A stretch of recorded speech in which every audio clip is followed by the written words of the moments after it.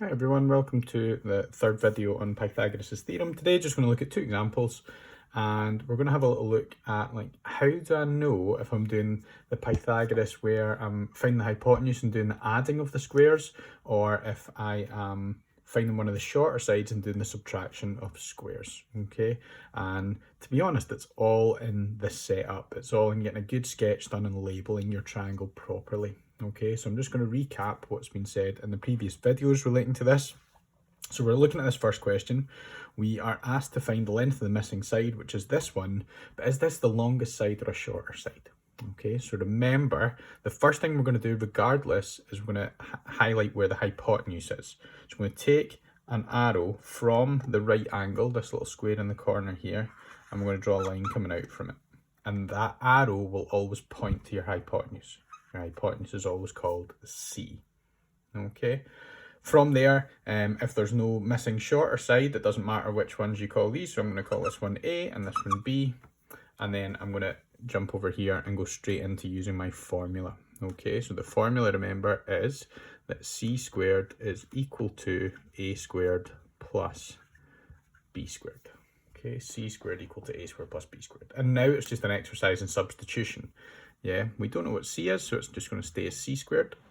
A is 9, so it's 9 squared, and B is 14, so this is 14 squared.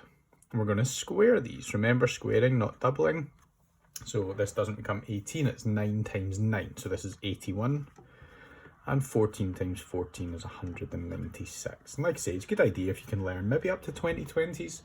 Okay, certainly I would learn up to 10/10s in terms of giving you a bit of fluency with this. Okay, we're going to add these together now. So C squared is equal to 277. And this isn't a perfect square. I'm going to try and square root it. I can't do that mentally.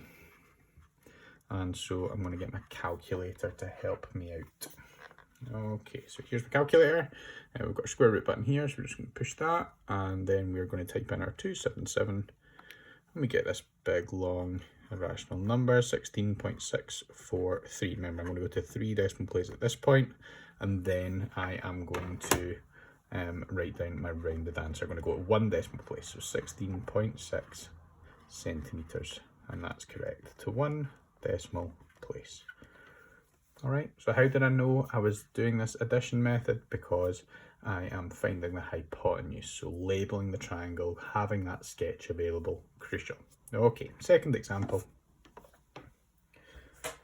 Here it is, we are looking for the missing side. Is this one over here? Is this the longest side?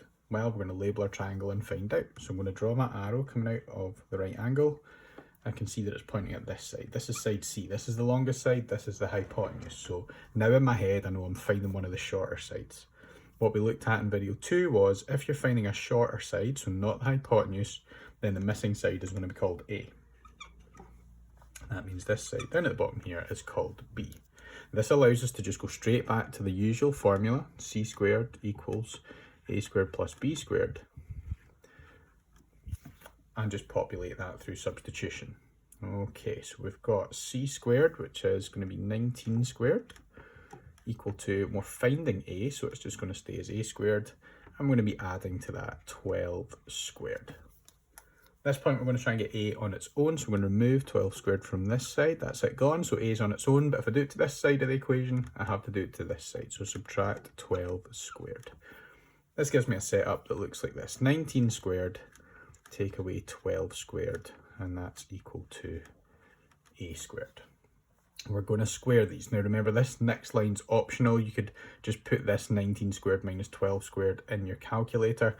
In fact, I'll show you how to do that in a little second. But if I do want to multiply these out, I get 361 minus 144, and that's equal to A squared. Okay, if you want to put that on your calculator once, it is really simple. You're just kind of typing what you see. So you're typing in your 19 from here, so 19, and then you've got this little x squared button just here, and that's going to bring up the square. So you can see 19 squared in the display now.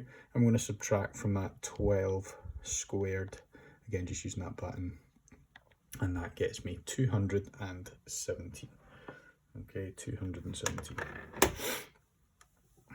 So 217 is equal to a squared. This is the point where I like to swap things around, so a squared equals 217. A is equal to then the square root of 217.